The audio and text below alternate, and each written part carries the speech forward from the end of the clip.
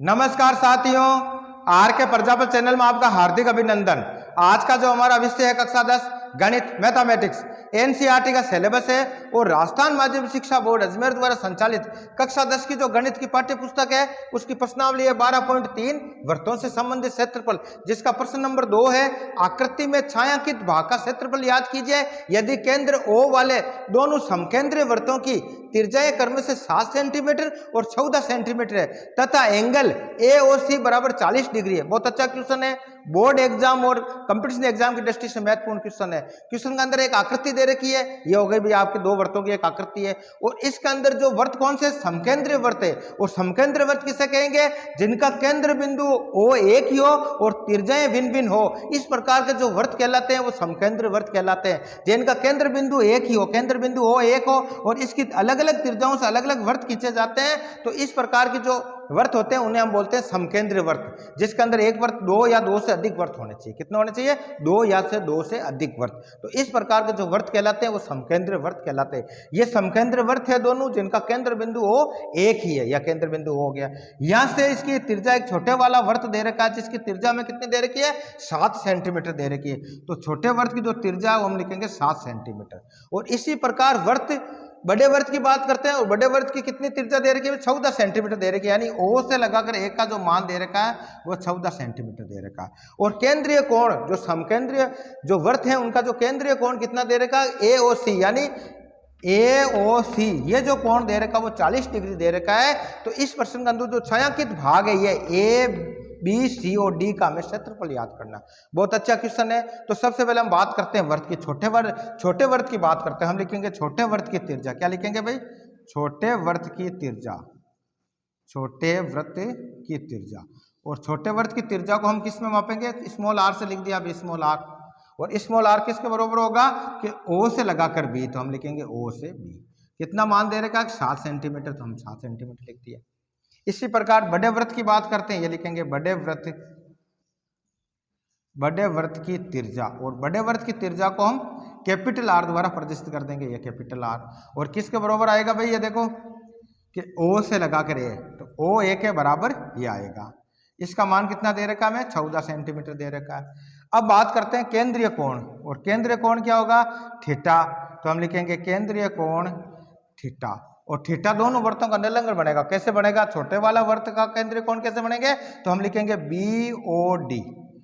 Angle कौन सा बनेगा? Angle BOD। इसका मान कितना आएगा? 40 डिग्री आएगा। और इसी प्रकार जो बड़ा वृत्त बना समकेंद्रीय, इसमें एंगल किस प्रकार लिखेंगे? ये भी किसके बराबर गया? 40 डिग्री हो गया। और ये किसके बराबर है? Angle AOC। इसका मान भी कितना आएगा? 40 डिग्री आएगा। यानी दोनों वृत्तों का जो केंद्रीय कोण थीटा है वो 40 डिग्री। आगे समझा आपके छोटे वाले वृत्त के अंदर एक तिर्यखंड बन रहा है और बड़े वृत्त के अंदर भी एक तिर्यखंड बन रहा है। तो हम क्या करेंगे? तो बड़ा वृत्त का जो तिर्यखंड बन रहा है कौन सा? कि OAC, इस तिर्यखंड का क्षेत्रफल निकालेंगे। इसी प्रकार हम छोटे वृत्त का जो तिर्यखंड बन रहा है कौन सा? OBD, इस तिर्यखंड का क्षेत्रफल निकालेंगे। बड़े वृत्त का जो तिर्यखंड है उस तिर्यखंड का जो क्षेत्रफल होगा उसमें से माइनस कर देंगे छोटे वृत्त का जो तिर्यखंड बन रहा है उस तिर्यखंड का क्षेत्रफल। तो बाकी जो क्षेत्रफल बचेगा वो किसका कहलाएगा भाई? छायांकित भाग का क्षेत्रफल कहलाएगा। बहुत अच्छा क्वेश्चन है। हमने पढ़ लिया दो वृत्त दे रखे हैं। छोटे वृत्त की त्रिज्या R बराबर 7 सेंटीमीटर है और बड़े वृत्त की जो त्रिज्या है वो 14 सेंटीमीटर में दे रखी है। केंद्रीय कोण थीटा में 40 डिग्री प्राप्त हो गया।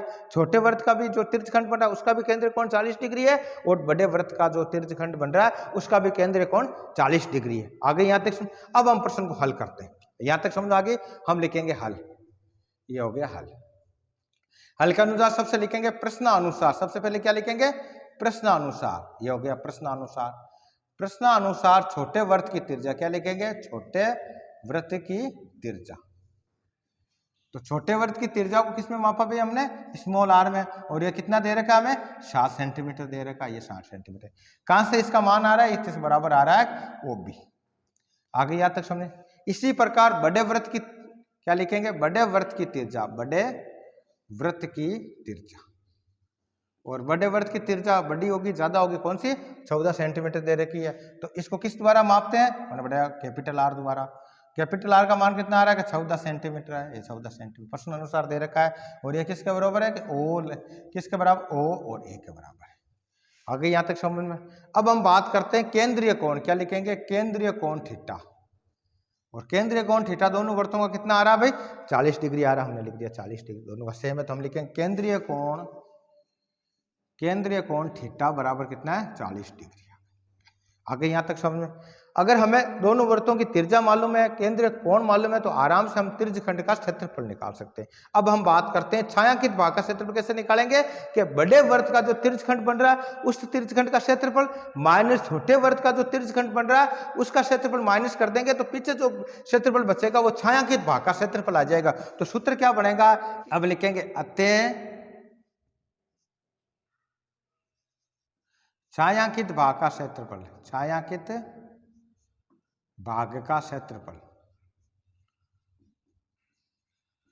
और छायांकित भाग कौन सा है, ए बी सी डी, कौन सा है, ए बी सी और डी, तो हम लिखेंगे ए बी सी और डी। अब इसका क्षेत्रफल कैसे निकालेंगे, बड़े वृत्त है, बड़े वृत्त का तिर्यखंड का क्षेत्रफल माइनस छोटे वृत्त के तिर्यखंड का क्षेत्रफल अगर माइनस कर देंगे तो छायांकित भाग का में क्षेत्रफल प्राप्त हो जाएगा। तो इसका जो सूत्र बनेगा वो बराबर लिखेंगे बड़े वृत्त, क्या लिखेंगे, बड़े वृत्त के तिर्यखंड का क्षेत्रफल, तिर्यखंड का क्षेत्रफल, और कौन सा भाग है पे बढ़ेगा त्रिज्यखंड का, वो भाग आपके ए ओ सी, तो हम लिखेंगे ए ओ सी, इस भाग का माइनस क्या करेंगे छोटे वृत्त के त्रिज्यखंड का क्षेत्रफल, तो हम लिखेंगे छोटे वृत्त के त्रिज्यखंड का क्षेत्रफल, ये लिख दिया त्रिज्यखंड का क्षेत्रफल, और छोटा कौन सा हो गया कि बी ओ डी, तो हम लिखेंगे बी ओ डी का क्षेत्रफल।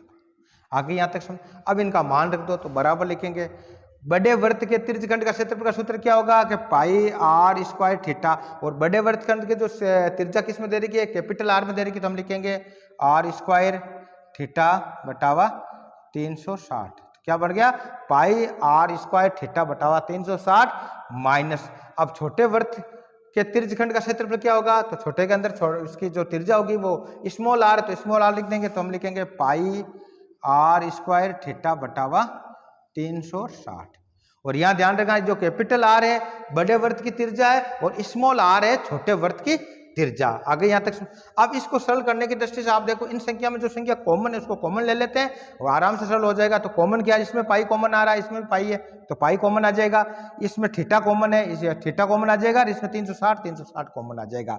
तो कॉमन क्या आया कि पाई थीटा बटावा 360 डिग्री। अब ब्रैकेट में पीछे क्या बच गया, देखो इसके अंदर बच गया आर स्क्वायर, तो हमने लिख दिया आर स्क्वायर, कैपिटल आर है तो कैपिटल आर स्क्वायर कर दिया, और इसमें क्या बचा स्मॉल आर, तो स्मॉल आर स्क्वायर कर दिया।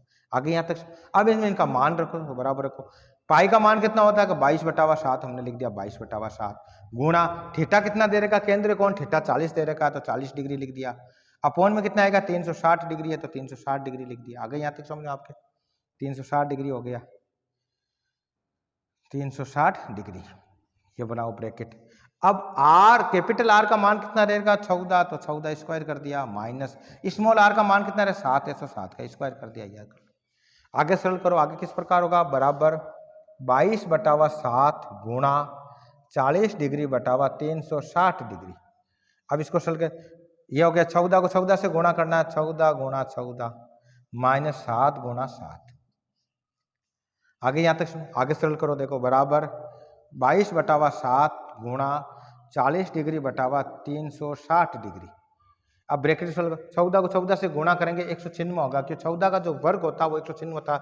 गुणा करके देख लो आप, 14 गुणा 14, 6 चौक 56 बच गए 5, 14 और 5 19, यानी 196 यहाँ आ गए, तो हम लिखेंगे 196 यहाँ हो गए, माइनस 7 को 7 से गुणा करेंगे तो 49 आएंगे, ये हो गए 49 हो गए। अब आगे सरल करो, देखो भाई बराबर 22/7 गुणा 40 डिग्री बटावा 360 डिग्री।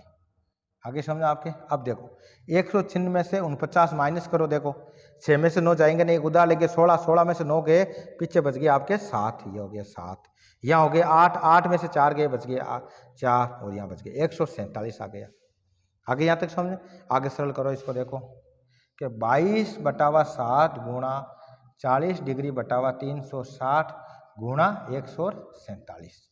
आगे यहाँ तक। अब इस संख्या को काट दो तो कटता है, तो देखो 0 से 0 कट जाएगा डिग्री वाले भाग से, 4 से कितनी बार हुआ, 9 बार कट गया, 9 चौक 36 ही आ गया। अब देखो अब ये कितना हो गया आपके 7 और 9। अब जो 147 है इसमें 7 का भाग चला जाएगा, देखो कितनी बार जाएगा, 7 से कट जाएगा, 7 एकम 1, ये हो गया 7 दूनी 14, 7 एकम 21 बार ये कट गया। कितनी बार कट गया भाई, 21 बार। अब जो वैल्यू आई देखो, और 3 के फावड़े से और कट जाएगा, देखो कितने बार आ जाएगा, 3, 9 कट जाएगा 3 बार और ये 7 बार कट गया। तो ऊपर जो वैल्यू आई वो कितनी आएगी कि 22 गुणा 7/3। आगे यहाँ तक समझ में। अब देखो 22 को 7 से गुणा करो, 7 दूनी 14 का 4 बच गया 1, 7 दूनी 14 1 15, 154/3 सेंटीमीटर स्क्वायर इसका क्षेत्रफल आ गया।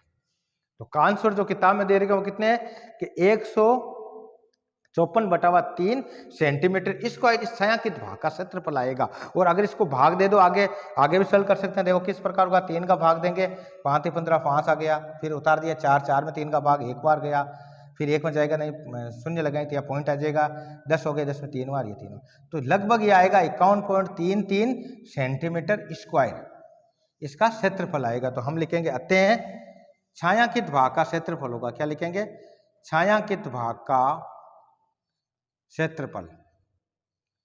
और छायांकित भाग का जो क्षेत्रफल होगा वो कितना होगा भाई, इस प्रकार 154/3 सेंटीमीटर स्क्वायर, या पॉइंटों में अगर दे रखा तो हम लिखेंगे 51.33 सेंटीमीटर स्क्वायर होगा। तो इस प्रकार आज के वीडियो के अंदर हमने प्रश्नावली 13.2 के क्वेश्चन नंबर 2 को सोल्व किया। अगले वीडियो के अंदर क्वेश्चन नंबर 3 को सोल्व करेंगे। और इस प्रकार के क्वेश्चन आपके बोर्ड एग्जाम और कंपटीशन एग्जाम की दृष्टि से महत्वपूर्ण है, अच्छे से इसको समझना। प्रश्न अनुसार समकेंद्रीय वृत्त की बात हो रही है, और समकेंद्रीय वृत्त किसे कहते हैं, जिनका केंद्र बिंदु ओ एक ही हो लेकिन त्रिज्याएं भिन्न भिन्न प्रकार के त्रिज्याओं से जो वृत्त खींचे जाते हैं वो आपके समकेंद्रीय वृत्त कहलाते हैं। इसमें दो समकेंद्रीय वृत्त है, जिसके अंदर एक की त्रिज्या 7 सेंटीमीटर दे रखी है, एक की त्रिज्या 14 सेंटीमीटर दे रखी है। 7 सेंटीमीटर से अच्छा जो केंद्र कोण थीटा वो दोनों में सेम आएगा, तो समकेंद्रीय वृत्त है, 40 दे दिया। तो हमने जिस प्रकार पिछली जो प्रश्नावली पढ़ी उसके अंदर छोटे वृत्त का त्रिज्यखंड का क्षेत्रफल निकाला, ये निकाल लिया, बड़े वृत्त का जो त्रिज्यखंड है उसका क्षेत्रफल निकाल दिया। और दोनों वृत्तों का जो क्षेत्रफल है बड़े त्रिज्यखंड का क्षेत्रफल में से माइनस छोटे त्रिज्यखंड का क्षेत्रफल माइनस कर देंगे, तो जो छायांकित भाग है ABCD का क्षेत्रफल हमने प्राप्त कर लिया। बहुत अच्छा क्वेश्चन है, इजी क्वेश्चन है, लेकिन बोर्ड एग्जाम की दृष्टि से महत्वपूर्ण है। अगले वीडियो के अंदर अगला क्वेश्चन सोल्व करेंगे। धन्यवाद।